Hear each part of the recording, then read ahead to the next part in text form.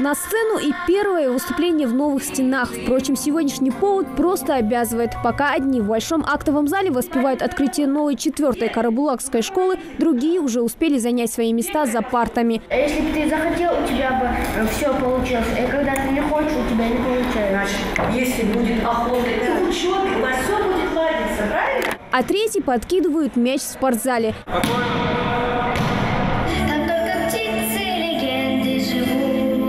Этого события школьники и педагоги действительно ждали давно. Во дворе атмосфера не менее праздничная. К открытию школы учащиеся подготовили целую концертную программу.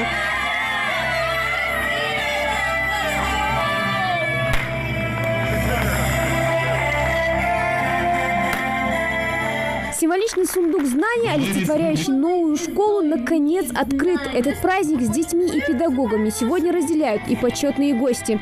Общее образование, школы, дошкольное образование, высшее образование – это то, чему сегодня наше государство отдает приоритет. Именно поэтому в прошлом году председатель правительства Дмитрий Анатольевич Медведев в Владикавказе принял решение о выделении дополнительных денег Северо-Кавказскому федеральному округу для строительства школ, в которых, к сожалению, мы еще ощущаем большой дефицит. И очень прекрасно, что за этот короткий промежуток времени здесь, в городе Карабулаке, появилась новая школа. Она создаст хорошие условия для учителей, которые смогут действительно вам дать те знания, которые помогут вам быть достойными гражданами своей республики, помогут быть вам достойными гражданами нашей великой России. Но самое главное, дают вам возможность, чтобы ваши мамы и папы вами гордились, чтобы вы действительно оправдали их надежды, чаяния. Трехэтажное здание строители возвели менее чем за год. И, пожалуй, одно из самых важных достижений, как подчеркнул глава региона, с открытием новой школы сразу в 3 закрывается вопрос с двухсменкой. И это все строится для вас, для детей, чтобы мы получили через определенное время совершенно другую молодежь. Молодежь, которая понимает и масштабы страны, и масштабы республики. Молодежь, которая понимает, что необходимо оправдать то доверие. Почему? Потому что тем, кто сегодня учится в школах, и те, которые сегодня в 10, в 11 классе, тем, кто выпустились, им было очень сложно. Они учились в школах, где было 3 смены, 4 смены. У нас буквально 5 лет назад 72% школы было в 2 смены, 30, не 30, а 24% было в 3 смены. Ну, представьте, какая тяжелая была нагрузка на педагогов, на детей. И о каком уровне образования можно было говорить. Знакомятся школьники сегодня не только с новой школой, но и друг с другом. Ведь сюда перешли дети сразу из 2 школ – 2-й и городской гимназии. Тут больше возможностей, больше наглядности, чем в той школе.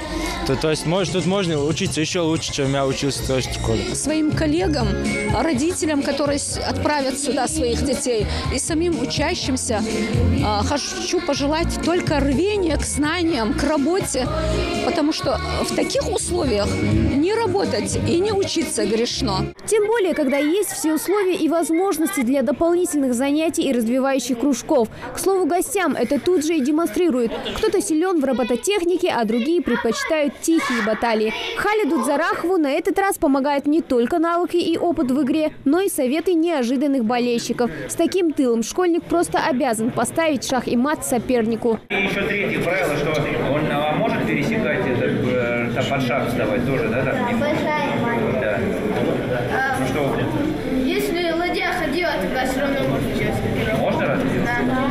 Большая столовая, несколько десятков учебных классов, оборудованные по последнему слову техники, кабинеты физики, химии, информатики и биологии. В библиотеке книги строгими рядами выстроились на отдельных полках, а читальный зал просто радует глаз библиотекаря и учащихся. Ряд технических возможностей дополняет и интерактивное табло. Это современная альтернатива информационным плакатам и школьным журналам, где хранится вся информация о школе, начиная от расписания уроков и достижений учащихся. Уважаемый Юрусбек Балакитович и Юсуф Баширович, педколлектив дачной средней общеобразовательной школы Республики Северная Осетия Алания поздравляет вас с открытием новой школы в городе Карабулак. Коридоры больше напоминают выставочные залы. Все это сделано руками детей.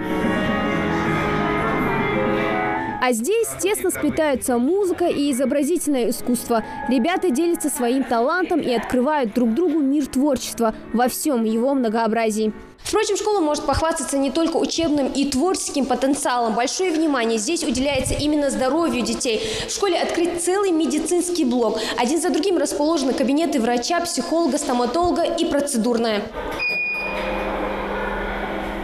Белые тона, новейшее оборудование осталось только включить. В таких условиях и работать одно удовольствие, говорит Мурат Мархиев. Стоматолог ждет первых пациентов в школе. Для меня очень важно, когда я веду прием с детьми, психологический подход.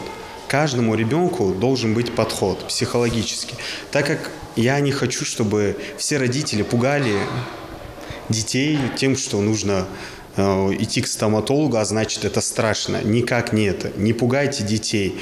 Следите за чисткой, за гигиеной полости рта. Занятия в школе уже начались, и учащиеся потихоньку привыкают к новому графику и лучшим по своей возможности условиям для учебы. Хади Добриева, Рахман Цуров, Новости 24.